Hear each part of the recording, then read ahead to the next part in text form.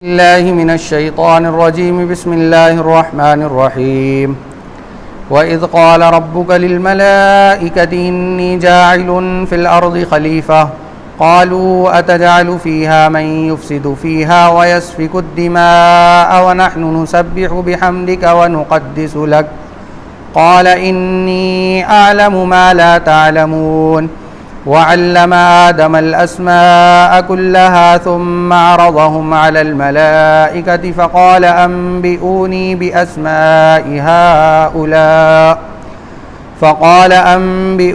بأسماء هؤلاء إن كنتم صادقين قالوا سبحانك لا علم لنا إلا ما علمتنا إنك أنت العليم الحكيم قال يا آدم أنبئهم بأسمائهم فلما أنبأهم بأسمائهم قال ألم أقل لكم إني أعلم غيب السماوات والأرض وأعلم ما تبدون وما كنتم تكتمون صدق اللہ العظیم۔ سورہ بقرہ کی آیت نمبر 30، 31، 32 اور 33 آپ کے سامنے تلاوت کی گئی، جس کا ترجمہ یہ ہے وَإِذْ قَالَ رَبُّكَ لِلْمَلَائِكَةِ إِنِّي جَاعِلٌ فِي الْأَرْضِ خَلِيفَةً، اور جب اللہ تبارک و تعالی نے اور جب کہا آپ کے رب نے فرشتوں سے کہ میں زمین میں خلیفہ بنانے والا ہوں، قَالُوا أَتَجْعَلُ فِيهَا مَن يُفْسِدُ فِيهَا وَيَسْفِكُ الدِّمَاءَ، تو فرشتوں نے کہا کہ آپ زمین میں ایسی مخلوق پیدا کرنا چاہتے ہیں جو زمین کے اندر فساد مچائے اور خون ریزی کرے، وَنَحْنُ نُسَبِّحُ بِحَمْدِكَ وَنُقَدِّسُ لَكَ، حالانکہ ہم آپ کی تسبیح کرتے ہیں، تعریف کرتے ہیں اور آپ کی پاکی بیان کرتے ہیں۔ قَالَ إِنِّي أَعْلَمُ مَا لَا تَعْلَمُونَ، تو اللہ تعالیٰ نے کہا کہ میں جو کچھ جانتا ہوں وہ تم نہیں جانتے۔ وَعَلَّمَ آدَمَ الْأَسْمَاءَ كُلَّهَا، اور اللہ تبارک و تعالیٰ نے آدم علیہ السلام کو سارے کے سارے نام سکھائے۔ ثُمَّ عَرَضَهُمْ عَلَى الْمَلَائِكَةِ، پھر ان ناموں کو فرشتوں کے سامنے پیش کیا۔ فقال، اور کہا انبئونی باسماء هؤلاء ان کنتم صادقین، کہ تم یہ سارے کے سارے نام بتاؤ اگر تم سچے ہو۔ قالوا سبحانک لا علم لنا الا ما علمتنا، فرشتوں نے کہا کہ آپ کی ذات پاک ہے، ہم تو بس اتنا ہی جانتے ہیں جتنا آپ نے ہمیں سکھایا ہے۔ انک انت العلیم الحکیم، بے شک آپ جاننے والے حکمت والے ہیں۔ قال یا آدم انبئهم باسمائهم، اللہ تبارک و تعالی نے فرمایا اے آدم فرشتوں کو یہ سب نام بتاؤ۔ فلما انبأهم باسمائهم، چنانچہ جب آدم علیہ السلام نے ان ناموں کو فرشتوں کے سامنے بیان کیا، قال الم اقل لکم انی اعلم غیب السماوات والارض، تو اللہ تبارک و تعالی نے فرمایا کیا میں نے تم سے نہیں کہا تھا کہ میں جانتا ہوں جو کچھ زمین کے اندر ہے اور آسمانوں کے بھید ہیں وہ سب میں جانتا ہوں۔ وَأَعْلَمُ مَا تُبْدُونَ وَمَا كُنْتُمْ تَكْتُمُونَ، اور میں چھپی ظاہر اور پوشیدہ یعنی چھپی ہوئی باتوں کو بھی جانتا ہوں۔ یہ ان آیات کا ترجمہ ہے۔ پچھلی آیات سے ان آیات کا کیا تعلق ہے؟ پچھلی آیت میں اللہ تبارک و تعالیٰ نے جن نعمتوں کا ذکر کیا تھا اوپر بیان ہوئی ہیں ایمان والوں کے لیے، اور جو ایمان نہیں لائے ان کو ترغیب دینے کے لیے کہ ایمان لے آؤ تو یہ ساری نعمتیں ملیں گی، جنت ملے گی، جنت کے اندر بیویاں ملیں گی، پھل ملیں گے، ساری یہ نعمتوں کا ذکر کیا۔ نعمتیں دو طرح کی ہوتی ہیں، ایک نعمت وہ ہوتی ہے جس کو محسوس کیا جاتا ہے، جیسے کھانا پینا، مال دولت۔ ایک نعمت وہ ہوتی ہے جس کو محسوس نہیں کیا جاتا، جیسے عزت، اکرام، افضلیت۔ تو پچھلی آیات کے اندر اللہ تبارک و تعالی نے محسوس ہونے والی نعمتوں کا ذکر کیا۔ اب یہاں سے ایک واقعے کو ذکر کر کر، آدم علیہ السلام کی پیدائش کو ذکر کر کر اس نعمت کا ذکر کیا جو محسوس نہیں ہوتی، اور یہ بتایا کہ دیکھو آدم علیہ السلام کو ہم نے یہ ساری چیزیں سکھائی ہیں، علم، ایجوکیشن، ایک سسٹم ہے ایجوکیشن سسٹم، یہ سکھایا گیا ہے، اور اس علم کو فرشتوں سے اعلیٰ بتایا کہ فرشتوں سے کہا کہ نام بتاؤ تو انہوں نے بتائے نام، آدم علیہ السلام سے کہا کہ نام بتاؤ تو انہوں نے سارے نام گنوا دیے، اور نام ہی نہیں گنوائے، اس چیز کی یعنی جو چیز اللہ نے سکھائی ہے، مثال کے طور پر سانپ کے بارے میں اللہ نے بتایا کہ یہ سانپ ہے، اب کون سا سانپ کس طرح کی زہریت اپنے اندر رکھتا ہے، اس کے اندر کیا کیا صفات ہوتی ہیں، کس کس طرح سے نقصان پہنچا سکتا ہے، وہ ساری چیزیں اس سانپ کے ذریعے کی بتائیں، صرف سانپ کے بارے میں نہیں بتایا، اس کے علاوہ اور بھی ساری چیزیں، تو نام کے ساتھ اس کی جو خاصیتیں ہیں، اس کے جو سائیڈ ایفیکٹ ہیں، اس کے جو نفع اور نقصان ہیں، وہ ساری چیزیں آدم علیہ السلام کو سکھائی گئیں۔ اچھا یہ تعلیم جو ہے کہیں پوشیدہ نہیں ہوئی کہ فرشتے ایک طرف ہوں، اللہ تعالیٰ نے ان کو تنہائی میں بلا کر، اکیلے میں بلا کر یہ ساری باتیں سکھائی ہوں، بلکہ اللہ تبارک و تعالیٰ نے ان کے اندر اس کی استعداد پیدا کی، استعداد پیدا کی کہ وہ ساری چیزوں کو سیکھ جائیں اور ان کو یاد رکھ سکیں۔ وہ فرشتوں کے اندر اس کی استعداد پیدا نہیں کی اللہ نے، تو وہ یاد کرنے کی ان کے اندر، یعنی اس چیز کو یاد کرنے کی جو انسان کو پتہ ہے، اس کو یاد کرنے کی صلاحیت ان کے اندر موجود نہیں تھی، تو وہ اس چیز کو یاد نہیں رکھ سکے۔ آدم علیہ السلام نے یاد رکھ لیا، تو جب اللہ نے حکم دیا کہ بھائی بتاؤ یہ کیا کیا ہم نے تمہیں سکھایا ان چیزوں کے نام، تو آدم علیہ السلام نے فوراً سکھا دی۔ تو سب سے پہلی فضیلت اللہ تبارک و تعالیٰ نے، سب سے بڑی نعمت کیا دی ہمیں؟ علم دی، علم دیا۔ اور آج بلکہ کل جب میں یہ تفسیر کا مطالعہ کر رہا تھا قرآن کا، تو عجیب اللہ تبارک و تعالیٰ نے باتیں کھولیں، اور میں یہ کہوں گا کہ یہ ساری برکتیں جو ہیں یہ حضرت مولانا سجاد نعمانی صاحب سے جڑنے کی اور ان کی صحبت میں کچھ وقت گزارنے کی، ان کی برکتوں سے مجھے اللہ نے یہ اس طرف اشارات کھولے، کیونکہ آپ تفسیریں بہت سارے لوگ کرتے ہیں، بڑے بڑے علماء کرتے ہیں، ہر ایک کی تفسیر بہت علم والی ہوتی ہے، لیکن اس دور کے اندر جو حضرت مولانا سجاد نعمانی صاحب تفسیر کرتے ہیں اور پھر اس کو اس زمانے کے حالات پر فٹ کرتے ہیں، وہ عجیب انوکھا انداز ہوتا ہے۔ اور یہ طرز کس نے سکھایا تھا مولانا سجاد نعمانی صاحب کو؟ حضرت شیخ زکریا رحمۃ اللہ علیہ نے۔ تفسیر کے اندر جو گہرائی اور گیرائی سجاد نعمانی صاحب کے اندر پیدا کی گئی ہے، وہ حضرت شیخ الحدیث مولانا زکریا صاحب رحمۃ اللہ علیہ کی نظر کرم ان کے اوپر تھی، انہوں نے اس طرف رہنمائی کی، تو اللہ نے ان کو مفسر قرآن کا لقب دلوایا۔ اس زمانے کے اندر بہترین تفسیر کرتے ہیں اور اس زمانے کے حالات پر فٹ کرتے ہیں کہ یہ آیت کا تعلق صرف یہ نہیں ہے کہ صحابہ اکرام رضی اللہ عنہم کے زمانے سے ہو یا پچھلے زمانوں سے ہو، بلکہ اس زمانے سے بھی اس آیت کا تعلق ہے۔ اگر ہم اس آیت کو اس زمانے کے اوپر فٹ کر کر اپنی زندگی کو سدھارنے کی اور اپنے ٹائم ٹیبل کو، اپنے نظام اوقات کو بدلنے کی اور اپنی سوچوں کو اور اپنے فیصلوں کو اور اپنے ارادوں کو بدلنے کی فکر کریں، تو یہ آیت ہمارے اوپر بھی فٹ ہوتی ہے۔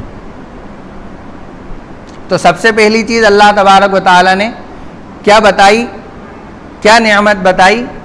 علم، اور اس علم کو فرشتوں کے علم سے بھی اوپر رکھا۔ آ رہی بات سمجھ؟ اس کے بعد دوسری فضیلت کیا دی؟ سجود ملائکہ بنایا، یعنی فرشتوں کو حکم دیا، آگے تذکرہ ہے اس کا کہ سجدہ کرو، چنانچہ سارے فرشتے سجدے میں گر گئے۔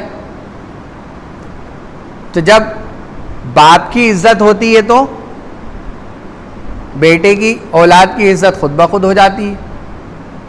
تو گویا کہ ہم سجود ملائکہ ہیں، فرشتوں نے ہمارے آگے سجدہ کیا ہے، یعنی ہمارے باپ کے آگے سجدہ کیا ہے۔ آدم علیہ السلام جو ہمارے باپ ہیں ان کے آگے فرشتوں نے سجدہ کیا۔ تو یہ دو نعمتیں خاص یہاں پر ذکر کی۔ تو اللہ تبارک و تعالیٰ نے کیا فرشتوں سے کیا بات کہی کہ میں زمین کے اندر ایک خلیفہ بنانا چاہتا ہوں۔ فرشتوں کو یہ بات معلوم تھی، تذکروں میں سنی ہوگی، فرشتوں نے کہیں سے پتہ چلی ہوگی، اللہ نے کوئی بات اس طرح کی نکالی ہوگی کبھی، تو فرشتوں کو پتہ چلا کہ جس کو اللہ تبارک و تعالیٰ زمین کے اندر خلیفہ بنانا چاہ رہے ہیں وہ ان میں برے بھی ہیں اچھے بھی ہیں، لیکن زیادہ تعداد بروں کی ہوگی۔ تو بات کہی انہوں نے فرشتوں نے کہ آپ زمین میں ایسی مخلوق پیدا کرنا چاہ رہے ہیں جو فساد مچائے گی، خون ریزی کرے گی، ایک دوسرے کا قتل کرے گی۔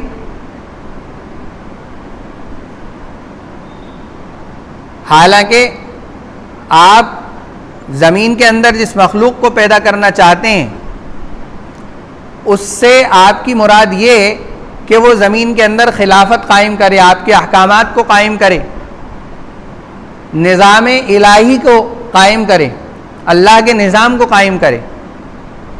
تو یہ ساری چیزیں کرنے کے لیے تو ہم فرشتوں کی جماعت موجود ہے نا۔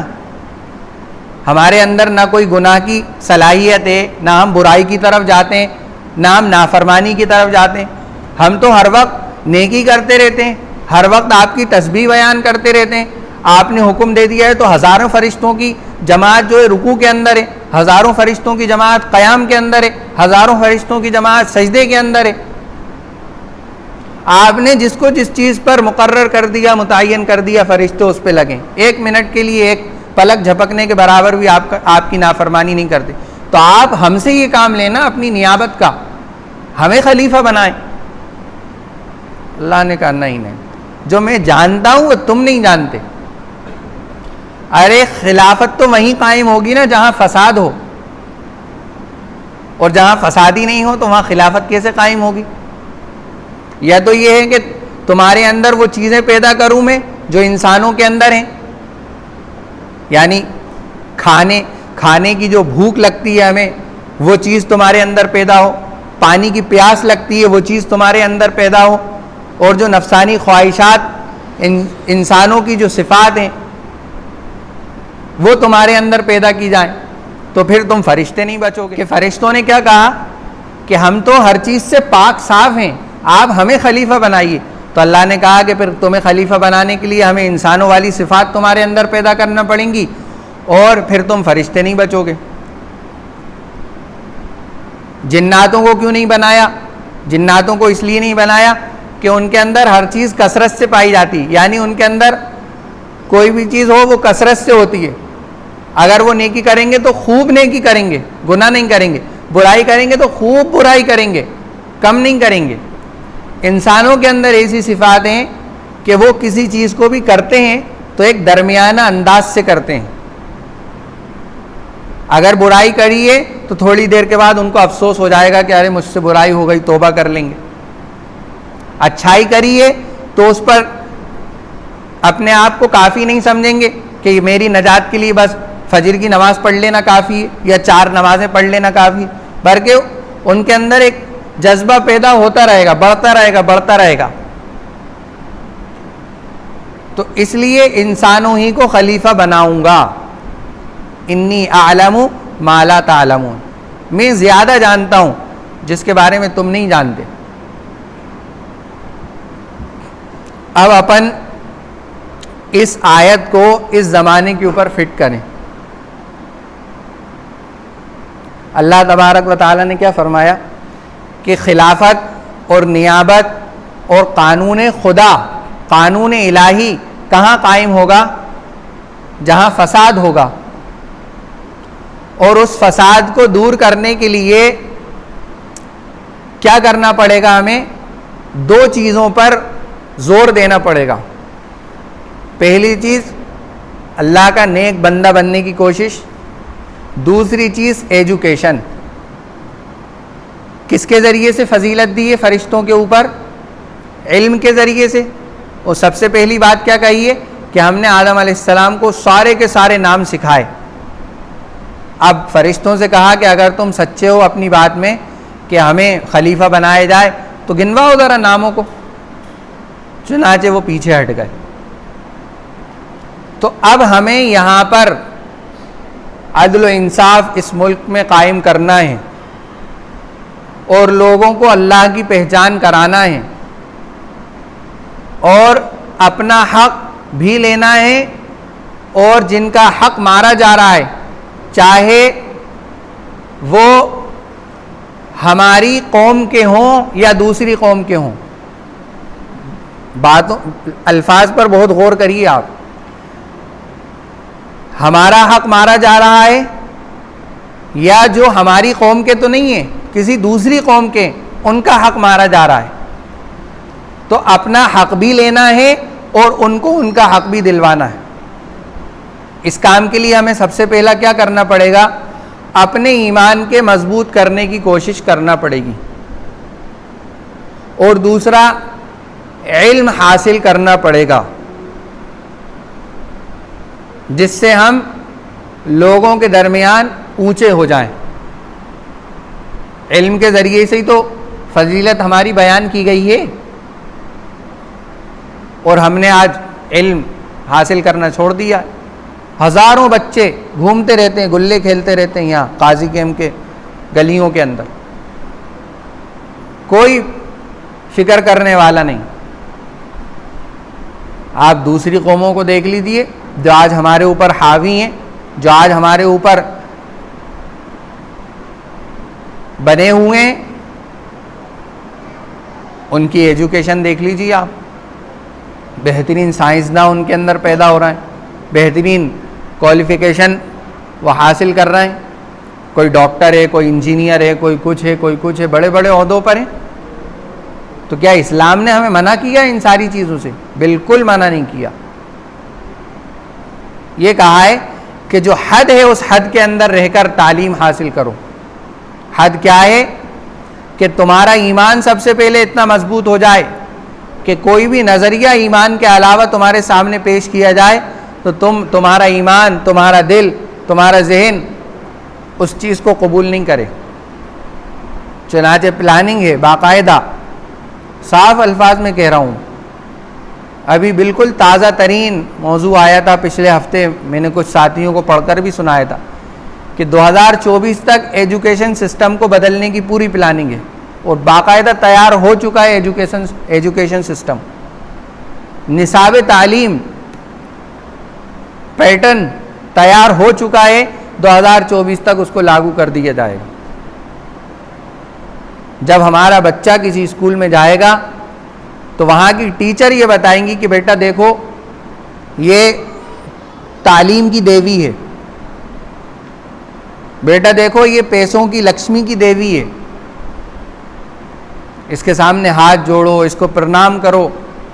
یہ ساری باتیں ہمارے بچوں کو سکھائی جائیں گی. آپ کو لگ رہا ہوگا کہ یار کیسے ہو سکتا ہے یہ؟ تو سب باقاعدہ پلان ہو چکا ہے، صرف اس کو لاگو کرنے کی دیری ہے.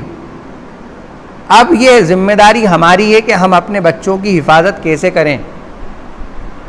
مکاتب کے ذریعے دیکھیے، مدارس کے اوپر بھی بات آ چکی ہے. یو پی کے اندر سروے شروع ہو گیا مدرسوں پر، کتنے مدارس کو وہاں بلڈوزر چلا دیا گیا. تو سب کچھ ہو رہا ہے. جو قوم اپنی تہذیب کو بھول جاتی ہے اور جس کے اندر نا امیدی آ جاتی ہے، جو قوم یہ سمجھ لے کہ ارے ہم تو کچھ نہیں کر سکتے، اب سب کچھ ہو رہا ہے، سب کچھ ان کے ہاتھ میں ہے، جو قوم یہ سوچ لیتی ہے، جو اپنی ذہنیت اس طرح کی بنا لیتی ہے، پھر وہ قوم کتنی پاورفل ہو جائے، جب اس کی ذہنیت ہار جاتی ہے تو پھر وہ اپنے ہاتھ پیروں سے کچھ نہیں کر سکتی. یہ بات میں مولانا علی میاں ندوی رحمۃ اللہ علیہ کی نقل کر رہا ہوں آپ سے.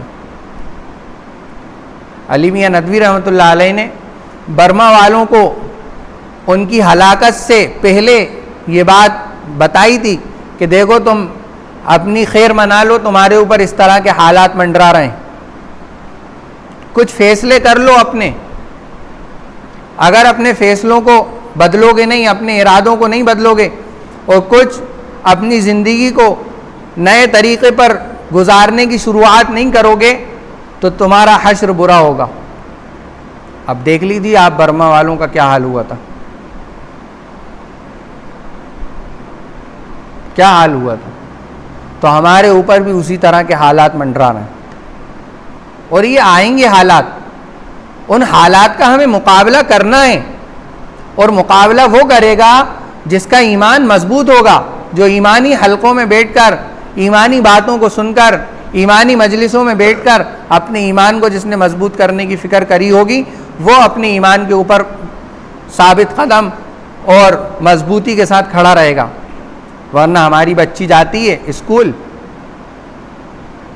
کالج، وہاں کسی غیر سے اس کی ملاقات ہوتی ہے، بات چیت شروع ہوتی ہے، اور اس نے اپنے ایمان کو سمجھا نہیں تھا، اس نے اس نعمت کو سمجھا نہیں تھا. اور سب سے زیادہ غلطی اس کے ماں باپ کی تھی کہ اس کے ماں باپ نے بٹھا کر اس کو یہ نہیں سمجھایا تھا کہ بیٹا ہمیں ایمان کے اوپر ہر وقت ہر حال میں جمے رہنا ہے، چاہے کسی طرح کی مصیبتیں ہمارے سامنے ہوں، چاہے کسی طرح کے چیلنجز ہمارے سامنے ہوں، چاہے کیسے ہی حالات ہمارے سامنے ہوں، چاہے آپ کو باندھ کر کوئی مارے اور یہ کہے کہ نعرہ لگاؤ، تو آپ کا ایمان ایسا ہونا چاہیے کہ آپ کا ایمان یہ بات قبول نہیں کرے کہ زندگی رہے گی تو ایمان کی حالت میں رہے گی، اور موت آئے گی تو اس مالک حقیقی کے ہاتھ میں موت ہے، موت آئے گی تو ایمان کی حالت میں آئے گی. یا ایھا الذین آمنوا اتقوا اللہ حق تقاتہ ولا تموتن الا وانتم مسلمون، کہ تم اللہ سے اس طرح ڈرو جس طرح اس سے ڈرنے کا حق ہے، اور تمہیں موت نہیں آئے مگر اس حال میں کہ تم ایمان کی حالت میں ہو. یہ بات آپ یاد رکھیے کہ دشمن نے ہمیں ہر طریقے سے ڈرانے کی کوشش کی، مار پیٹ کر کے بھی ڈرایا گیا. اور یہ آج کی بات نہیں ہے، یہ کس زمانے کی بات ہے؟ یہ اس زمانے کی بات ہے جب اللہ کے نبی صلی اللہ علیہ وسلم کو نبوت ملی تھی اور حضرت بلال رضی اللہ عنہ کی لنچنگ ہوئی تھی.